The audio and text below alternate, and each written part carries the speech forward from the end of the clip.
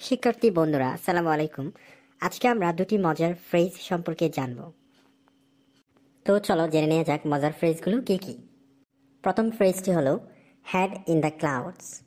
প্রথম ফ্রেজটি হলো head in the clouds. দ্বিতীয় ফ্রেজটি হলো ডাউন টু আর্থ।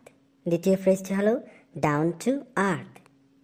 তোমাদের মধ্যে প্রশ্ন জাগতে পারে, হেড ইন দ্য ক্লাউডস তার মানে মেঘের মধ্যে মাথা, বা ডাউন টু আর্থ তার মিনিং পৃথিবীর নিচে, পৃথিবীর নিম্নভাগে, এমন কিছু না। শিক্ষার্থী বন্ধুরা, আজকে আমরা এই মজার ফ্রেজ দুটির সুন্দর মিনিংগুলো অর্থসহ বাক্যে প্রয়োগ দেখব।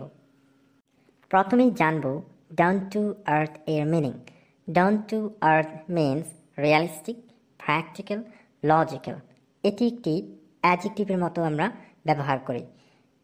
যখন কোনো একটি বিষয় লজিক্যাল, রিয়ালিস্টিক, প্র্যাকটিক্যাল হয়, সেক্ষেত্রে ডাউন টু আর্থ আমরা জুড়ে দিই। For example, a down to earth person always achieve success in life.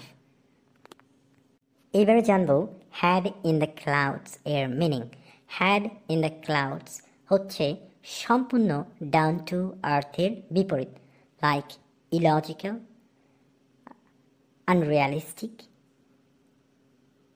impractical. For example, he is a man with his head in the clouds. He is a man with his head in the clouds. সে একজন সম্পূর্ণ অবাস্তব চিন্তাধারার মানুষ। সে একজন অবাস্তব চিন্তাধারার মানুষ। He is a man with his head in the clouds. শিক্ষার্থী বন্ধুরা, এই ছিল আমাদের মজার দুটি ফ্রেজ। আশা করি খুবই ভালো লাগলো। আমাদের সাথে থাকার জন্য ধন্যবাদ। Please subscribe our channel. Stay with our channel English for Future. Thank you very much for watching.